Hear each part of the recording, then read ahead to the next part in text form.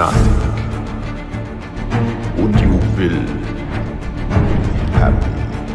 And the title of this session, A New World Order. are we ready for a new world order? Is that a new world order?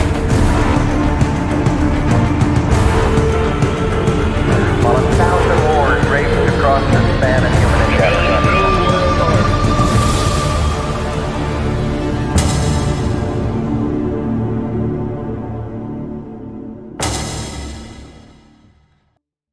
With all the current issues on our agenda, we tend to forget that we are in the midst of the fourth industrial revolution, which accelerates global change in much more comprehensive and faster ways than the previous three revolutions.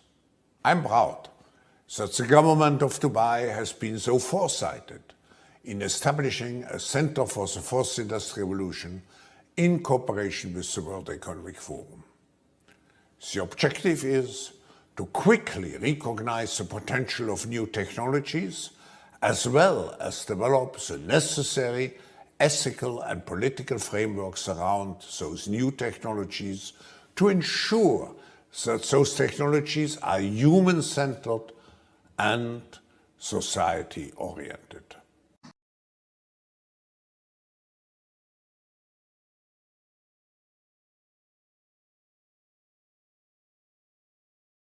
Between the US and China and said, both sides are going to say, whose team are you on? And he said, our job is to make sure the question never arises. But the question has arisen. And so I think we have to go deeper. And it's not about the US versus China. It's about what underpins a world order is always the financial system. I was very privileged. My father was an advisor to Nixon when they came off the gold standard in '71. And so I was brought up with a kind of inside view of how very important the financial structure is to absolutely everything else.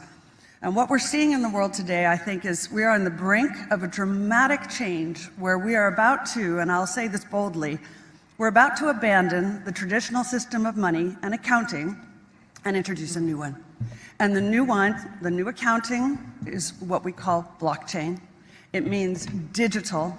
It means having a almost perfect record of every single transaction that happens in the economy, which will give us far greater clarity over what's going on. It also raises huge dangers in terms of the balance of power between states and citizens. In my opinion, we're going to need a digital constitution of human rights if we're going to have digital money.